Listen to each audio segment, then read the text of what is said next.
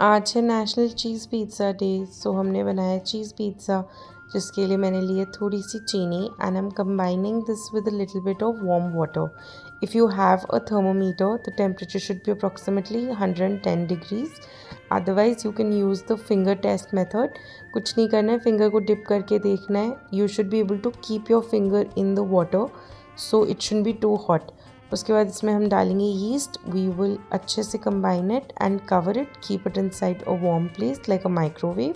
जब तक yeast rise कर रही है, what we going to do is हम थोड़ा सा लेंगे ऑलिव ऑयल, उसे हीट करके उसमें डालेंगे थोड़ी सा ग्रेट करके garlic. We will add a little bit of oregano and some chili flakes. When you spread this on your pizza dough, it's going to give a really nice garlicky flavor. If you want to skip the garlic, you can use simple plain oil also. I would recommend to use olive oil throughout this recipe, but if you don't have that, you can go with refined. I've taken the maida and I'm combining the yeast here. Make sure that your yeast has risen, because if it is dead, throw it away and then start over. Add a little bit of salt and a little bit of olive oil to this mixture, and with the help of a spoon, I will combine this.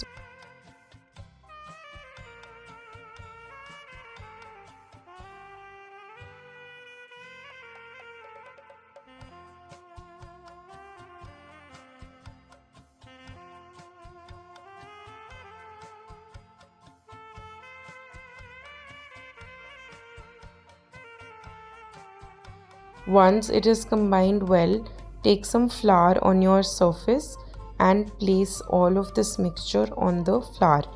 Now we will use the hand to knead this. It will take about 5 to 6 minutes until the dough comes together. If you are using a hand mixer or a stand mixer, it will take about 2 to 3 minutes, and then you knead it for just about a minute or so.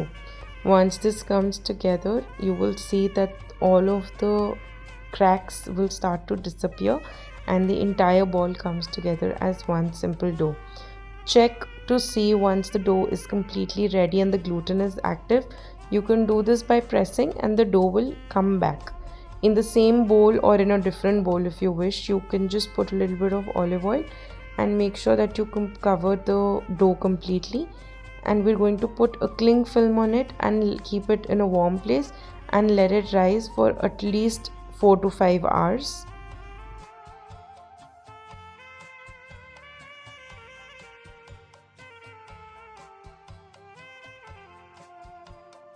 To prepare your baking tray, just apply a little bit of oil on it.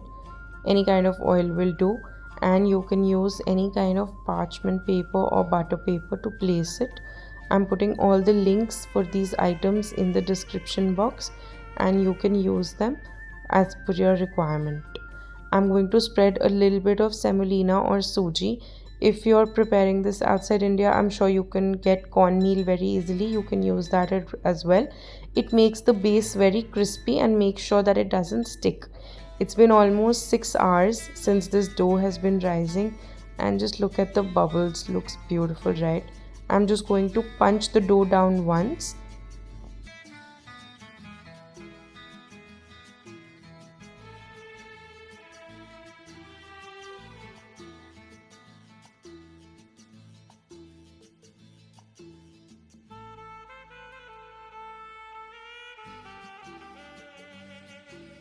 I'm going to remove this dough on a little bit of dusted flour and I will start rolling it again. Now I'm dividing this into approximately 5 pieces. One piece is approximately 150 to 160 grams and it will go for another proofing. I'm using a tray and here I've again put a little bit of flour so it doesn't stick too much, and I'm going to cover it and let it rise for another 20 minutes. It's been almost 20 minutes and look how beautifully the dough has risen. I'm going to take out one part of this to make the pizza base. Dust a little bit of maida on this and make it into another one full ball completely to avoid any cracks in your dough.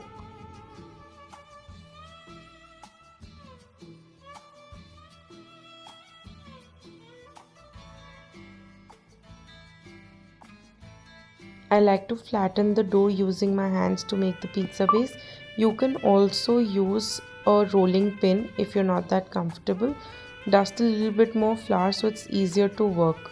Make sure that the corners are slightly thinner and the center is slightly thicker, and in this way your pizza base will not break.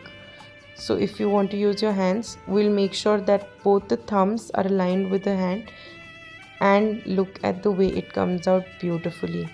We're going to place this on our baking tray because it becomes really heavy if you place all the toppings while it is still on the surface, and it will become a little more difficult to place it on the baking sheet.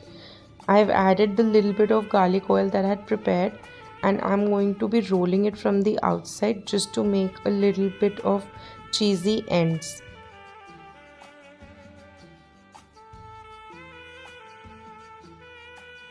Next, I'm applying my pizza sauce. Now make sure that it is completely covered, but we don't want a very thick layer of this pizza sauce. The ends are also covered completely with the garlic oil, and I'm going to place the cheese. It goes inside my preheated oven, and this is how it looks. You can give it another coat with the garlic oil, and it's going to taste just wow. Look at the beautiful cheese that has melted.